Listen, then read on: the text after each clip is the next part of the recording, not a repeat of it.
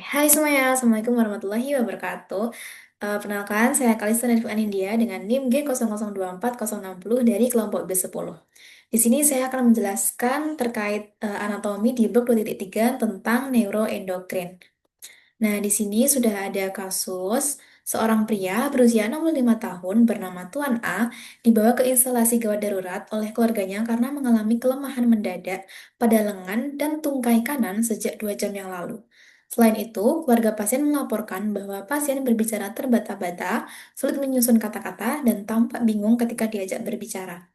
Tidak ada riwayat trauma kepala sebelumnya. Nah, pada pemeriksaan fisik didapatkan yang pertama hemiparese sisi kanan, terutama lengan lebih berat dibandingkan tungkai.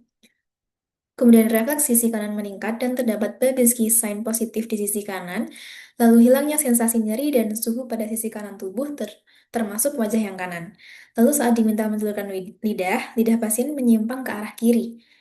Lalu, pasien tampak kesulitan berbicara secara motorik atau afasia non-fluent, tetapi memahami instruksi sederhana. Riwayat medis menunjukkan bahwa pasien merupakan perokok aktif, memiliki hipertensi, dan diabetes mellitus yang tidak terkontrol.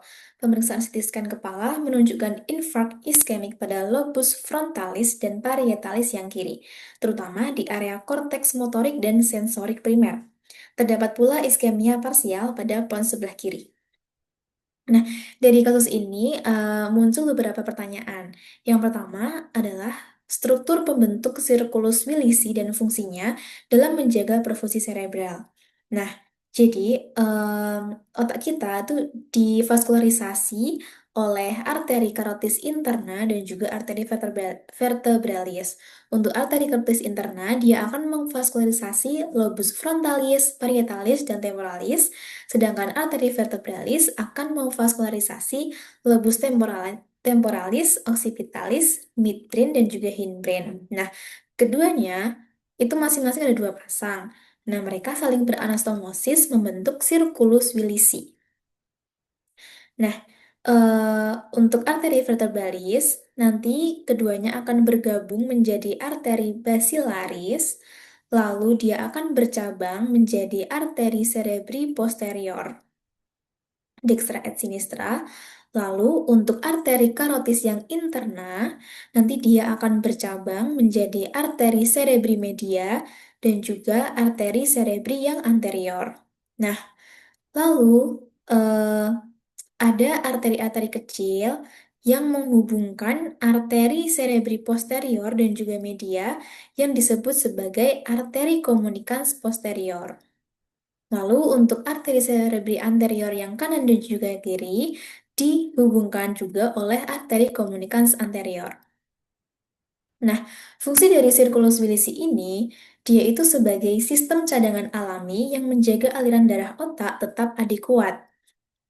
Sirkulus Willisi ini merupakan jalur kolateral. Nah, jadi ketika ada oklusi atau penyumbatan pada salah satu arteri yang besar, aliran darah dari sisi lain atau dari arteri yang lain itu dapat mengkompensasi kebutuhan darah wilayah otak yang terancam. Jadi apabila ada salah satu sumbatan di salah satu arteri yang besar, nanti akan dikompensasi oleh arteri-arteri yang lainnya karena terdapat anastomosis di sirkulus Willisi ini. Jadi otak kita tetap terjaga aliran darahnya seperti itu. Lanjut ke topik yang kedua, yaitu perbedaan traktus corticospinalis dan juga traktus spinothalamikus. Nah, yang pertama kita akan membahas tentang traktus corticospinalis. Dia ini merupakan jalur motorik yang utama untuk mengontrol gerakan volunter atau yang kita sadari. Nah, dari gambarnya, dia ini dimulai dari neuron korteks cerebri motorik yang primer pada area Brodmann nomor 4, di situ dia ada di gyrus precentralis lobus frontalis. Kemudian dia akan berlanjut ke crus posterior capsula interna, lalu ke trunkus cerebri, dia melewati midbrain atau mesencephalon, pons, dan juga medulla oblongata. Nah, Di bagian ventral medulla oblongata, nanti dia akan menyilang. Serabut ini akan menyilang di decus satio pyramidalis. Menyilang menjadi dua, eh, lalu dia lanjut langsung ke medulla spinalis, nanti terbagi menjadi tractus corticospinalis yang lateral dan juga tractus corticospinalis yang anterior.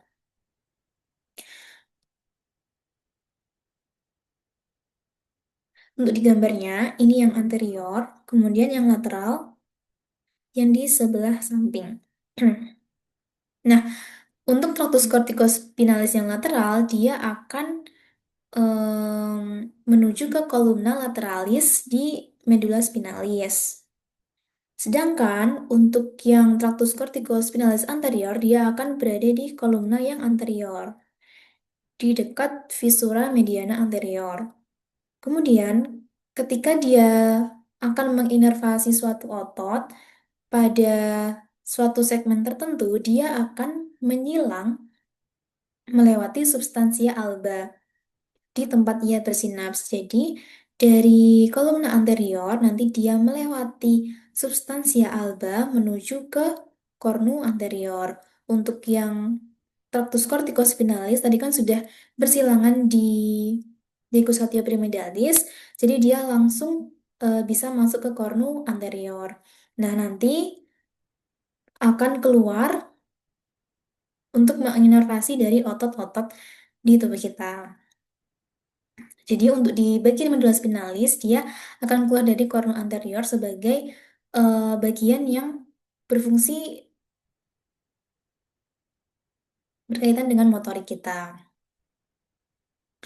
Lalu lanjut ke tractus spinothalamicus, dia kebalikannya dari corticospinalis.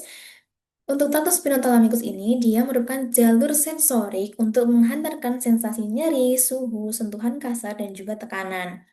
Nah, kalau tadi itu termasuk yang descendants, jadi turun ke bawah. Kalau traktus yang ini dia termasuk yang ascendants, jadi dia dari bawah ke atas. Nah, jadi dia pertamanya dimulai dari reseptor sensori di kulit dan juga jaringan perifer.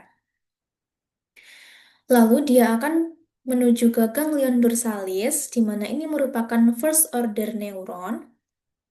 Kemudian nanti dia lanjut masuk ke medulla spinalis. Nah, untuk sensori ini dia akan diterima di kornu posterior. Pada substansia gelatinosanya nanti akan menjadi second order neuron. Nah, pada segmen 1 hingga 2 setelahnya, setelah respon sensori diterima oleh medulla spinalis, nanti dia akan menyilang. Jadi penyilangan pada tractus spinothalamicus ada di medulla spinalis. Dia menyilang di commissura anterior. Jadi dia menyilang ke depan di commissura anterior. Lalu dia akan naik ke trunkus cerebri melewati medulla oblongata, pons, dan juga mesencephalon. Lalu dia akan lanjut ke talamus, terutama ada di nukleus ventral posterolateral. Dia juga sebagai third order neuron. Nah, lanjut nanti dia akan ke korteks cerebri sensori. Jika dilihat dari area Broadband-nya, dia ada di nomor 3, 1, dan 2.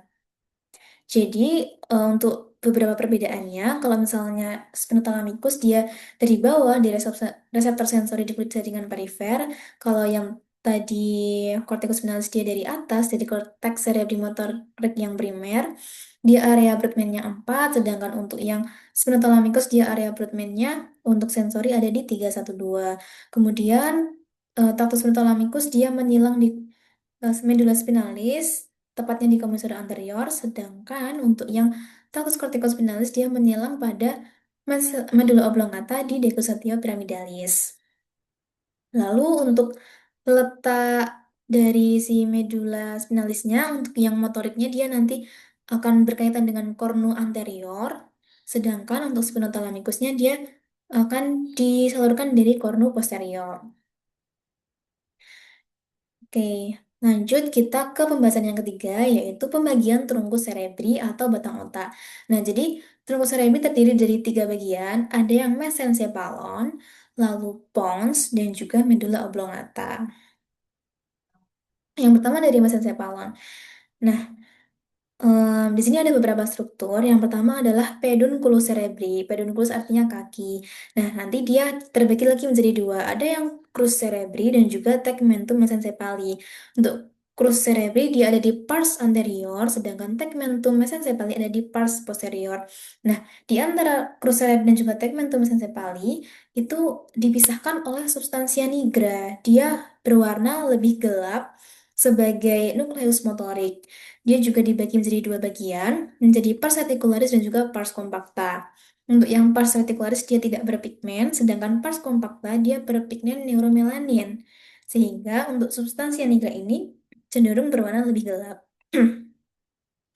Kemudian di bagian lebih ke medialnya ada nukleus ruber yang berwarna kemerahan. Hal ini karena tingginya kandungan ferum. Lalu di bagian tengahnya sini ada aqueductus mesencepali untuk menghubungkan ventriculus tertius dan juga ventriculus quadratus sebagai saluran LCS. Lalu lanjut ke pons. Di sini pertama ada sulcus basilaris. Ini apabila kita lihat dari depan, ada sulcus basilaris. Di situ adalah tempat adanya arteri basilaris pontis yang tadi kita bahas sedikit di awal. Kemudian di sini juga ada beberapa tempat keluarnya nukleus nervi craniales. Yang pertama ada nervus trigeminus yang keluar dari brachium pontis. Lalu ada nervus yang keenam, nervus abducens yang keluar dari sulcus bulbopontinus. Lalu ada nervus 7 dan 8, nervus facialis dan juga vestibulocochlearis yang keluar dari angulus cerebellopontinus. Lanjut ke medula oblongata. Di sini ada beberapa struktur. Yang pertama ada oliva dan piramis. Untuk oliva dia lebih lateral dan juga piramis lebih ke medial. Nah, keduanya ini merupakan tonjolan. Tonjolan dari apa? Untuk oliva itu tonjolan dari pendesakan nukleus olivarius yang inferior, sedangkan piramis adalah tonjolan akibat pendesakan tractus piramidalis. Nah, eh, lanjut ke bawahnya. Di sini ada fasciculus cuneatus dan juga fasciculus gracilis yang berfungsi untuk somatomotorik. Pembedanya adalah untuk yang fasciculus cuneatus dia akan lebih menginervasi ekstremitas yang atas, sedangkan fasciculus gracilis dia lebih menginervasi pada ekstremitas yang bawah. Lalu, oke kita lanjut ke topik yang ketiga. Asal-usul nukleus dan fungsi dari nervus cranialis motorik murni. Jadi ada beberapa nervus cranialis yang fungsinya hanya sebagai motorik, jadi tidak ada serabut yang sensorik. Eh, tiga di antaranya yaitu ada nervus oculomotorius, nervus trochlear, dan juga nervus abducens. Nervus yang ketiga, 4, dan juga 6. Nah, untuk eh, gambarnya, untuk yang nervus oculomotorius, dia nukleusnya dia dari fossa interpeduncularis. Kemudian untuk nervus trochlearisnya dia dari caudal colliculus inferior. Lalu yang nukleus nervi abducensnya dia dari em, sulcus bulbopontinus. Nah, untuk nervus oculomotorius dia terbagi jadi dua. Ada yang nukleus okulomotor untuk menginervasi alat bola mata seperti musculus rectus superior, rectus inferior, rectus medial, dan juga musculus obliquus inferior pada otot eksternal bola mata dan juga menginervasi musculus levator palpebra yang superior. Lalu nukleus Edinger-Westphal itu untuk menginervasi musculus sphincter pupillae untuk terjadinya meiosis. Jadi ketika dia berkontraksi, nanti pupilnya akan mengecil menjadi meiosis. Kemudian ada musculus ciliaris untuk mengatur akomodasi dari lensa. Jadi mengatur tebal tipisnya lensa. Kemudian apabila terjadi lesi entah di upper motor limb ataupun lower motor neuron, upper motor neuron maksudnya. Lesi upper motor neuron nanti akan terjadi kelemahan otot mata kontralateral, sedangkan lesi lower motor neuron akan terjadi ptosis atau kelopak matanya jatuh akibat lemahnya muskulus levator palpebra. Lanjut ke nervus trochlear, dia fungsinya untuk menginervasi muskulus obliquus yang superior. Apabila terjadi lesi pada upper motor neuron, akan terjadi kelemahan kontralateral yang cenderung tidak terlalu terlihat. Lalu apabila terjadi lesi pada lower motor neuron, akan menyebabkan diplopia vertikal, yaitu penglihatan ganda saat membaca atau menuruni tangga, karena oblikus superior ini dia berada di lateral bawah. Kemudian untuk nervus abducens atau nervus yang keenam, dia fungsinya untuk menginervasi musculus rectus yang lateralis. Lalu apabila lesi pada upper motor neuron akan terjadi kelemahan ringan pada otot kontralateral dan apabila terjadi lesi lower motor neuron akan terjadi strabismus konvergen atau mata tidak bisa abduksi, tidak bisa menjauh. Jadi dia lebih cenderung menyimpang ke medial. Lanjut pada yang keempat, yaitu lokasi dan fungsi dari area Broadman. Nah, jadi secara eh, jadi otak kita itu dibagi menjadi beberapa bagian dan sudah diberi nomor masing-masingnya. Ada beberapa nomor yang penting. Yang pertama ada di nomor 4, yaitu sebagai area motorik primer. Dia berada pada gyrus presentralis lobus frontalis. Kemudian di belakangnya, pada nomor 3, 1, dan 2, dia berfungsi sebagai area sensori primer, berada pada gyrus postcentralis lobus parietalis. Jadi untuk area motorik dan juga sensori ini, dia sudah beda lobus, dipisahkan oleh sulcus centralis. Kemudian pada nomor 44 dan juga 45, kita kenal sebagai area Broca. Dia berfungsi untuk bicara motorik. Jadi ini berfungsi untuk memproduksi dan juga ekspresi bahasa.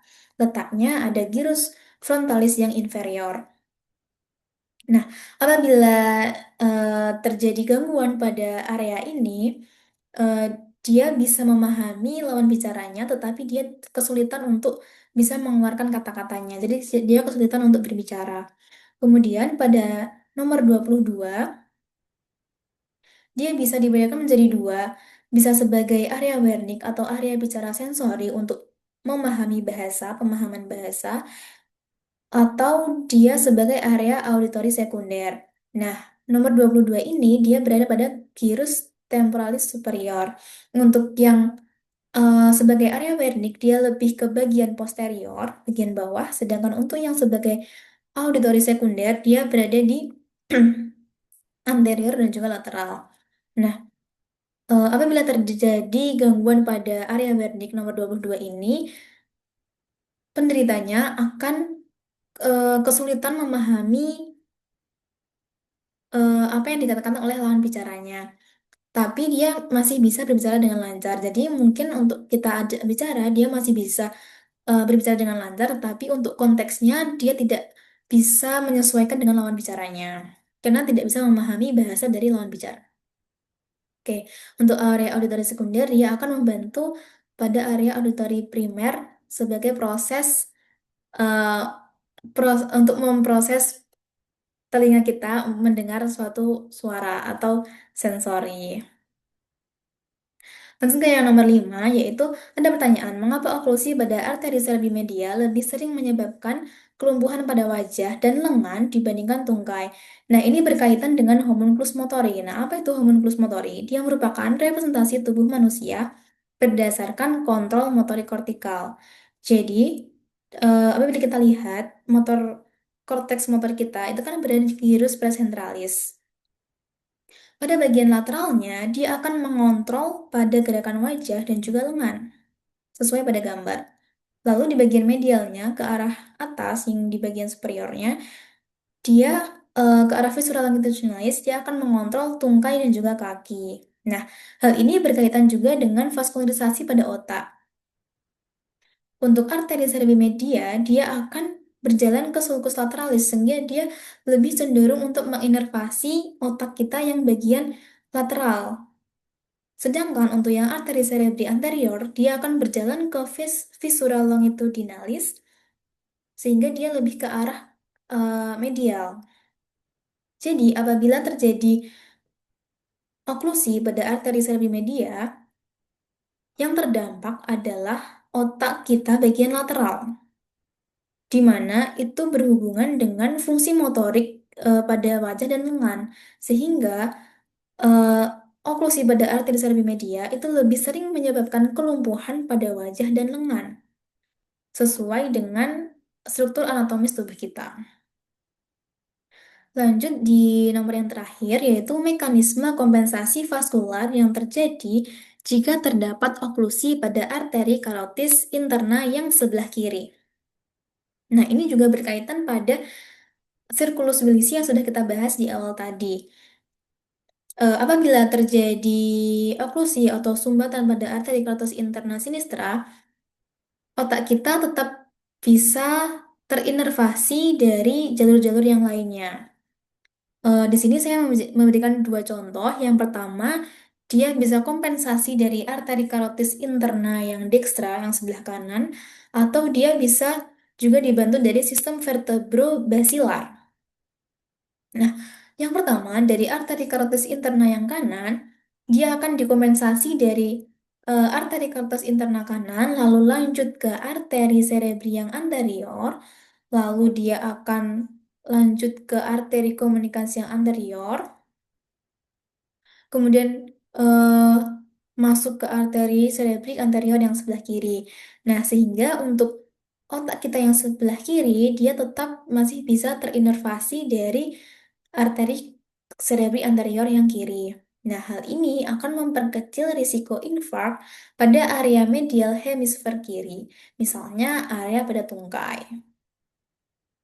Lanjut di sistem atau kompensasi yang kedua, yaitu dari sistem vertebrobasilar.